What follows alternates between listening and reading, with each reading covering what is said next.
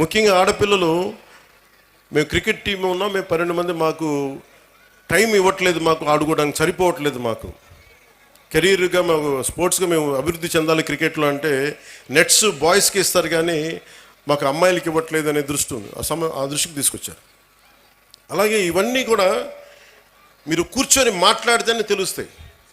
ఒక్కోసారి ఇంకొంతమంది విద్యార్థులు, కొంతమంది అధ్యాపకులు మమ్మల్ని కొన్ని సందర్భాల్లో మాకు పాఠాలు సరిగ్గా చెప్పట్లేదు, కొన్నిసార్లు చేయి చేసుకున్నారు, చేతిలో ఏది ఉంటే దాంతో కొడుతున్నారు. నేను వాళ్ళకి ఏం చెప్పానంటే, మొన్న ఈ మధ్యన రాయచోట్లో కూడా ఒక ఇన్సిడెంట్ జరిగింది. ఆ క్లాస్ టీచర్ ఇజాజ్ అహ్మద్ గారు అనుకుంటా, ఆయన ఏదో విద్యార్థులు గొడవ చేస్తుంటే ఆయన ఒక దెబ్బ వేస్తే ఆ విద్యార్థులను తిరగబడి ఆయన గుండెల మీద కొడితే ఆయన చనిపోయారు.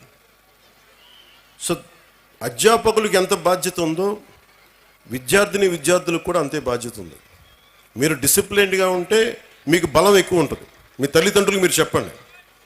మీ తల్లిదండ్రులు, ఒకళ్ళ అధ్యాపకులు కానీ ఎవరైనా సరే, పెద్దలు, స్కూల్ నడిపే పెద్దలు ఎవరైనా తప్పు చేస్తే మీరు ఈ దృష్టికి తీసుకొస్తే ఖచ్చితంగా దాన్ని సరిదిద్దుకుంటారు. దానికంటే ముందుగా మీరు కూడా చాలా బాధ్యతగా ఉండాల్సిన అవసరం ఉంది.